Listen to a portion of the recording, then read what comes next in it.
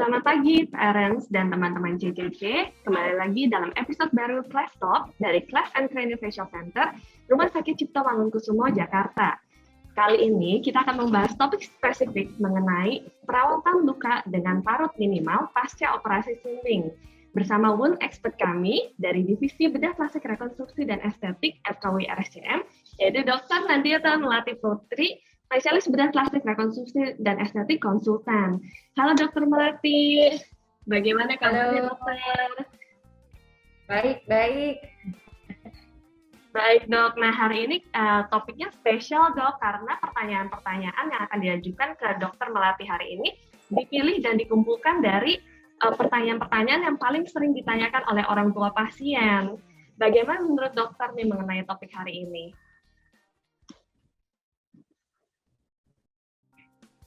Iya, topik hari ini memang menurut saya sangat menarik ya, tentang perawatan luka ini. Bagaimana nih, pertanyaannya apa saja? Nah, baik dokter, kita langsung saja ke pertanyaan pertama ya dok ya. Dokter bisa mungkin menjelaskan sedikit sebagai wound expert dari divisi bedah plastik nih dok, bagaimana sih proses penyembuhan luka pada umumnya dok? Ya, baiklah.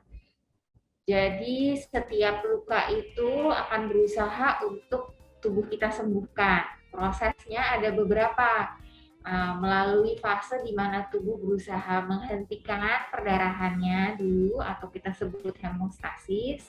Setelah itu proses untuk melawan kalau ada benda asing atau infeksi karena akibat luka tersebut. Ya, jadi tubuhnya mengirimkan peradangan lah. Masyarakat gimana sih ada senjata tubuh kita untuk melawan benda asing tadi yang disebut inflasi. Setelahnya masuk di mana kita berusaha untuk membangun area luka yang tadinya hilang dan digantikan dengan jaringan baru yang kita sebut dengan proliferasi. Nah, setelahnya, jadi proses ini panjang ya, bukan sampai hanya luka itu kering. Nah, luka itu kering mungkin di sekitar di fase proliferasi ini tadi. Tapi setelahnya ada fase di mana kita berusaha untuk mengatur lagi tuh serabut-serabut otot atau jaringan ikat yang untuk dipakai tadi di fase proliferasi menjadi lebih datar, menjadi menyerupai kulit yang sebelumnya. Jadi kita sebut sebagai remodeling. Jadi di remodel lagi lukanya tadi parutnya supaya menjadi parut yang normal. Itu adalah step-step untuk penyembuhan luka pada umumnya. Baik dokter, jadi kalau misalnya kita membahas mengenai perawatan luka, sebenarnya prinsip apa sih yang harus kita pegang untuk mendapatkan bekas parut yang minimal dok? Oke, yang jelas luka itu lebih cepat sembuhnya jika dalam kondisi moist atau lembab. Jadi lembab. Kemudian bebas dari kuman atau bakteri, berarti bersih lukanya. Jadi bukan kondisi yang basah, bukan kondisi yang kering. Jadi dia harus ada kelembapan. Sel-sel tubuh kita tuh senang dengan kelembapan. Tapi nggak bisa dia kalau terlalu basah dia tenggelam. Dia tidak bisa tuh berkembang dengan seharusnya. Kalau terlalu kering juga dinding-dinding selnya mengkeret gitu. Jadi kita sulit untuk mengeluarkan potensinya untuk membangun ataupun misalnya mengeluarkan zat-zat yang untuk penyembuhan luka. Gitu. Jadi mungkin poinnya yang jelas adalah luka dijaga lembab dan dijaga kebersihannya. Baik dokter, jadi prinsipnya pokoknya luka harus moist atau lembab dan juga bersih dari kontaminan ya dokter. Baik dok, nah kalau mengenai luka operasi sumbing, jenis perawatan luka apa yang disarankan dan mengapa dokter? Oke, ini mungkin ya kita mesti mengetahui juga ya. Kalau operasi sumbing itu kan ada yang operasi sumbing bibir, ada operasi sumbing langit-langit gitu ya. Ada lagi mungkin nanti operasi sumbing wajah gitu. Perawatannya akan berbeda karena lokasinya berbeda gitu ya.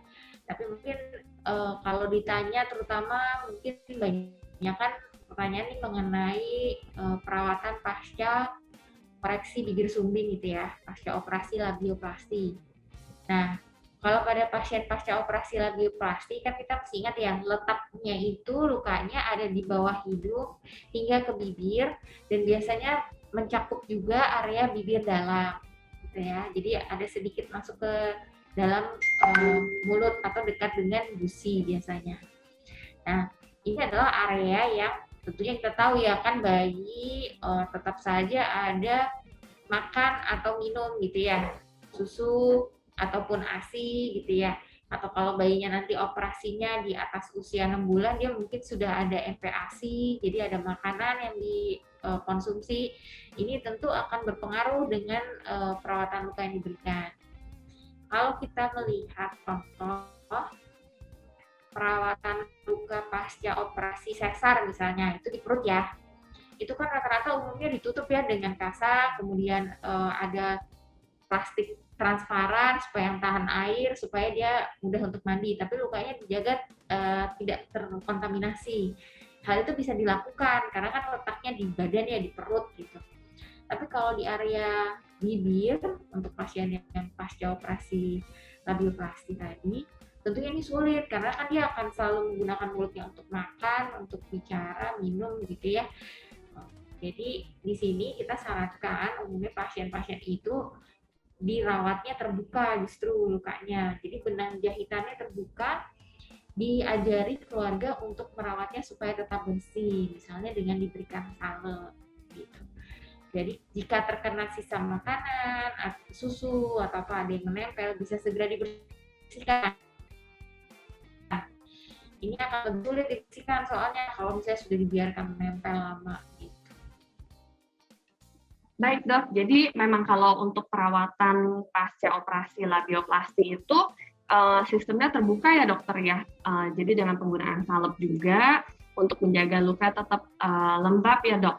Kalau misalnya untuk pasca operasi misalnya palatoplasti bagaimana dokter?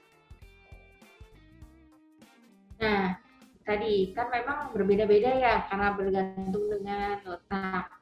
Kalau namanya palatoplasti itu kan berarti di langit-langit lukanya, dan lukanya umumnya selain ada benang jahitan di garis tengahnya, ada juga area di samping kiri kanannya atau salah satunya itu yang terbuka atau dipakai karena kan untuk memindahkan jaringannya ke tengah menutup celah yang di tengah.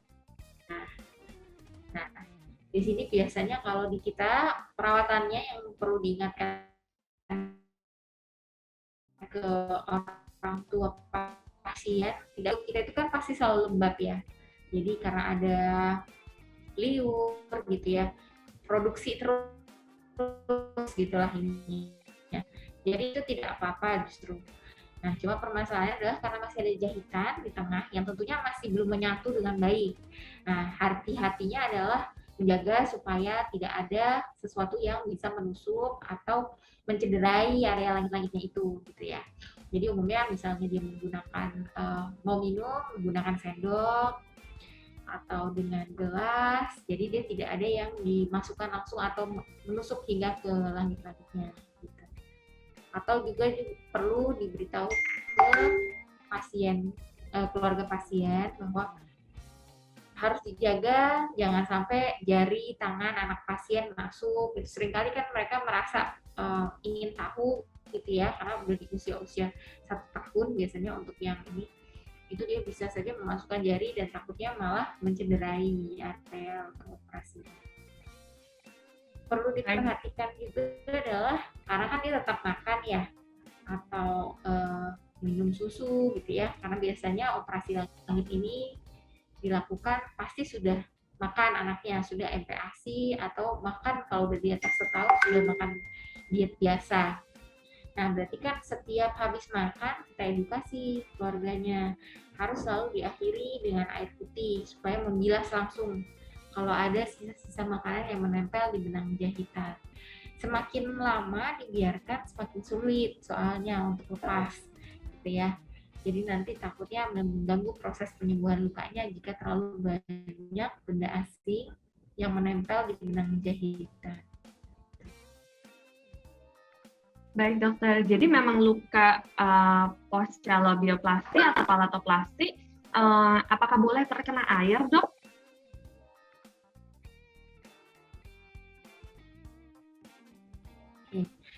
Jadi distruktur boleh ya, air bersih tentunya ya, air matang dan air bersih itu boleh sekali terkena karena kan justru dia membantu untuk mendilusi ya makanan ataupun sisa susu yang menempel di benang jahitan. Biasanya justru kita sarankan sih banyak minum air. Baik dok, memang ini pertanyaan yang paling sering ditanyakan dok, karena orang tua sering takut kalau misalnya lukanya itu terkena air. Nah, tadi kan dokter Melati sempat menyinggung mengenai harus minum yang banyak dok. Pertanyaan yang paling sering ditanyakan juga, minumnya apakah minum air yang dingin atau panas, atau misalnya yang biasa aja dok? Baik, sebetulnya untuk suhu, jadi gini, kalau misalnya kenapa kita perlu memperhatikan suhu air yang kita berikan ke anak adalah jika suhunya hangat itu meningkatkan pelebaran pembuluh darah sehingga dia lebih merah gitu. Sama kalau kita kulit juga terkena gitu ya dengan sesuatu yang hangat kan kita menjadi lebih merah. Jadi lebih mudah berdarah kalau misalnya diberikan di luka yang baru sekali terjadi operasinya, misalnya di pasien langit-langit gitu ya. Dimana kita pengen dia justru berhenti perdarahannya dan menyatu dengan baik lukanya. Jadi kita biasanya tidak menyarankan luka di pasca operasi langit-langit minumnya air hangat atau panas. Biasanya kita berikan air biasa atau bahkan lebih baik air dingin gitu ya. Baik dok, memang kalau terutama untuk anak-anak pasca operasi palatoplasti itu pasti sudah makan ya dok ya. Nah, apa kiranya ada modifikasi diet makan dok pasca operasi palatoplasti? Ya, apakah misalnya harus makan yang encer dulu atau yang lunak? Dan apa sih yang boleh dan tidak boleh dimakan oleh anak pasca operasi? Ya, jadi untuk pasca palatoplasti memang ada khususan ya, karena perlu diingat itu celah di tengah baru saja ditutup dengan jaringan di kanan kirinya gitu ya, didekatkan. Jadi itu masih lembut atau masih rentan sekali jaringan yang kita pindahkan ke tengah itu. Jadi nggak boleh kena sesuatu yang keras, tertekan gitu ya. Nah, caranya adalah biasanya pasca tindakan palatoplasti, dokternya akan memberikan diet pasca palatoplasti dengan aturan tekstur yang bisa diberikan. Umumnya di 1-2 hari pertama itu akan kita berikannya cair saja. Kemudian baru perlahan naik. Nanti ada hari-harinya. Kemudian biasanya kita jelaskan juga jenis yang bisa diberikan di hari-hari berikutnya itu. Biasanya sampai 2 minggu setidaknya ada prosesnya sampai dia kembali ke diet yang biasa sebelum operasi.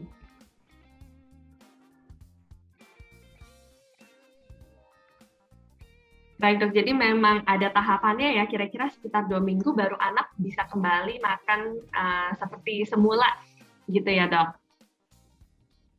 Apakah ada pantangan Ya. dokter untuk jenis makanannya?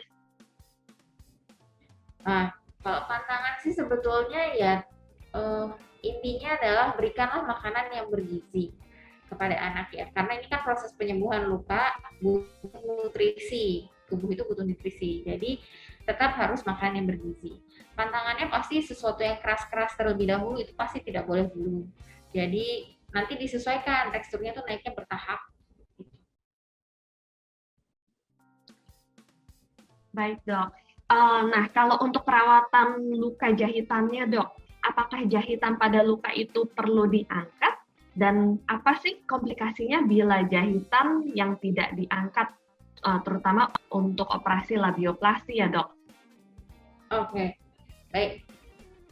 Ya, benang jahitan di labioplasti kalau di center kita memang lebih menggunakan benang yang pasti diangkat untuk di area kulit gitu ya.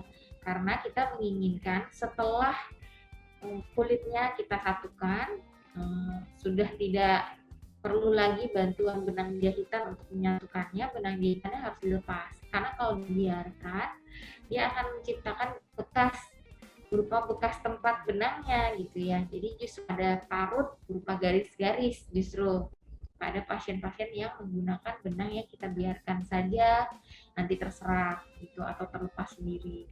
Jadi untuk mencegah parut justru kita menyarankan menggunakan benang yang harus dicabut. Gitu. Kalau untuk operasi langit-langit, nah ini perbedaannya. Karena kan letaknya di langit-langit ya, kita menggunakan benang yang bisa diserap, bertahan lama tapi bisa diserap. Dan penyembuhan di jaringan mukosa atau di area dalam mulut itu bagus sekali. Jadi biasanya tidak ada permasalahan dengan parut atau semacamnya. Jadi bisa ditinggalkan. Kalau operasi langit-langit tidak ada benang yang perlu diangkat umumnya. Jadi kalau operasi bibir atau operasi koreksi hidung nantinya, nah itu ada benang yang perlu diangkat. Baik dokter. Nah kalau misalnya tadi kan dokter menyebutkan perawatan luka pasca operasi itu dengan menggunakan salep, dok. Kalau misalnya setelah jahitan dilepas nih, apakah ada perubahan perawatan luka setelah lepas jahitan? Oke. Setelah benar-benar sekali baru dilepas, biasanya masih ada sedikit tuh yang masih berdarah ya, karena kan bekas kita angkat jahitannya, simpul benangnya. Nah, pada saat itu saya akan tetap menyarankan biasanya tetap diberikan salep dulu 1 atau 2 hari.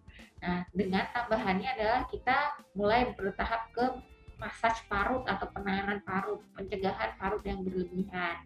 Salah satunya kita berikan massase atau penekanan. Nah, itu biasanya kita ajari keluarga pasien bagaimana melakukannya pada bayi, kemudian dengan menggunakan jari kita sendiri untuk menekannya. Seberapa sering juga semakin sering semakin baik sebetulnya. Tapi kan tentunya pasti kalau pada bayi kita harus memperhatikan dia mau, seringkali kan tidak terlalu kooperatif ya kalau untuk masalah ini itu tidak nyaman. Gitu. Baik dok, kalau misalnya setelah setelah lepas jahitan itu dimasaj, kurang lebih berapa lama setelah lepas jahitan dok baru luka itu boleh dimasaj, dan kira-kira berapa lama kita harus memasaj luka bekas operasi itu dok? Begitu dilepas angkat jahitan gitu ya, itu sudah bisa langsung dilakukan massage ini. Kemudian untuk berapa lama? Nah, proses penyembuhan tadi yang saya bilang mengenai remodeling itu berlangsungnya lama, 6 bulan sampai 2 tahun. Jadi sebetulnya di proses inilah yang kita menggunakan massage ini, kita tekan supaya tubuh mengetahui bahwa perlu menumbuhkan parut atau jaringan buat penyembuhan lukanya itu cukup sampai situ saja, tidak perlu berlebihan. Jadi diteruskan sampai 6 bulan 2 tahun itu tadi. Baik dok. Nah dok, ini pertanyaan yang paling sering ditanyakan juga dok. Kayaknya orang tua udah mulai mendengar nih efek pemberian madu pada luka. Apakah juga bisa diberikan dok untuk operasi sumbing? Oke. Hal ini benar sekali ya. Sebenarnya kita juga sudah ada penelitian mengenai madu ya, terutama untuk pasien-pasien yang pasca operasi sumbing langit-langit. Jadi pada pasien itu kan tadi saya bilang ya, dari samping-samping dipindahkan ke tengah untuk menutup area tengah yang ada celah. Jadi kan yang dipikir ada area yang terbuka jadinya, yang kita harapkan akan sembuh sendiri nantinya. Nah, sembuh sendirinya ini bisa dipercepat dengan menggunakan madu. Makanya pada pasien-pasien di atas 1 tahun ya, yang operasi langit-langit, kita biasanya berikan ini, disarankan tetap menggunakan madu juga. Selain tadi banyak minum air putih untuk membersihkan, tapi juga menggunakan madu. Iya dok, jadi memang madu ini sudah terbukti secara evidence based ya dokter ya, bahwa akan mempercepat epitelialisasi pada luka pasca operasi. Nah dokter, untuk menutup sesi kali ini dok, kira-kira ada tips dan trik nggak sih untuk merawat luka, baik luka bekas operasi sumbing atau luka secara umum untuk menghasilkan parut yang minimal, Dok, untuk supaya outcome-nya maksimal. Iya, baik. Jadi untuk parut yang minimal, pertama tentunya ada hal-hal yang mungkin di luar kemampuan keluarga pasien. Misalnya adalah teknik operasi, kemudian teknik penjahitan luka, kemudian kesembuhan internal dari pasien, baru setelahnya lingkungan yang bisa kita atur. Ya. Nah, untuk internal berarti nutrisi pasien mesti bagus, itu harus diperhatikan. Kemudian perawatan pasca operasi harus memperhatikan apa yang telah diedukasi oleh dokternya, bagaimana menjaga kebersihan, bagaimana menjaga lukanya moist gitu ya. Setelah dia sudah selesai dengan lukanya kering, lukanya diangkat jahitan misalnya gitu ya, masih tetap belum selesai itu proses sebetulnya, karena penyembuhan luka itu panjang, 6 bulan sampai 2 tahun, sampai dia menjadi parut yang matur sebetulnya, atau yang bisa kita lihat hasil akhirnya. Nah, dalam fase itu yang bisa kita lakukan yang paling terbukti adalah tekanan untuk mencegah parut yang berlebihan. Nah, tekanan ini biasanya kita berikan dalam bentuk massase itu tadi. Kalau misalnya metode-metode lain, bisa juga misalnya diberikan plester untuk menekan, diberikan gel untuk menyamarkan bekas luka, juga ada gel silikon, diberikan sheet juga bisa untuk menekan juga. Tapi kesemuanya itu sebetulnya intinya hampir sama, menjaga lukanya moist dengan ada penekanan gitu. Mungkin itu masukan dari saya. Baik, Dok. Jadi ternyata perawatan bekas luka itu yang penting orang tua tahu ya konsepnya ya, Dok ya, supaya setelah sesi ini orang tua jadi lebih percaya diri untuk merawat luka anaknya pasca operasi sumbing. Semoga hasilnya juga maksimal karena orang tua pengen banget kan yang terbaik untuk anaknya, apalagi pasca operasi labioplasti ya, Dok ya, di mana itu benar-benar terlihat jelas di wajah anaknya. Baik, Dokter, terima kasih banyak atas waktunya pada hari ini. Sangat bermanfaat sekali tips and tricks-nya.